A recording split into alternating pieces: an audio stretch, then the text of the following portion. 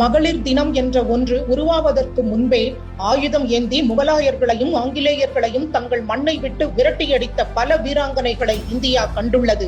தன் கணவர் இறந்த பிறகும் ஒருபோதும் தன் சுயமரியாதையை விட்டுக் கொடுக்காத வீராங்கனை தான் ராணி வேலு நாச்சியார். 1772ஆம் ஆண்டு தென் தமிழகத்தின் சிவகங்கை மன்னர் முத்துவடுகநாத தேவர் காளையார் கோவில் போரில் வீரமரணம் அடைந்தார். அவரது மறைவிற்கு பிறகு பிரிட்டிஷ் கிழக்கிந்திய கம்பெனியும் கர்நாடக நவாப் முகமது அலிகான் வாலாஜாவும் இணைந்து சிவகங்கை கோட்டையை தாக்கினர். இத்தாக்குதலுக்கு பிறகு ராணி வேலு நாச்சியார் தனது பச்சிளம் மகளுடன் காட்டுக்குள் தப்பிச் சென்றார். கணவரை இழந்தார், ராஜ்யம் பறிபோனது, கோட்டை கைப்பற்றப்பட்டது. ஆனாலும் அவரது சுயமரியாதை மட்டும் அசைக்க முடியாததாக இருந்தது.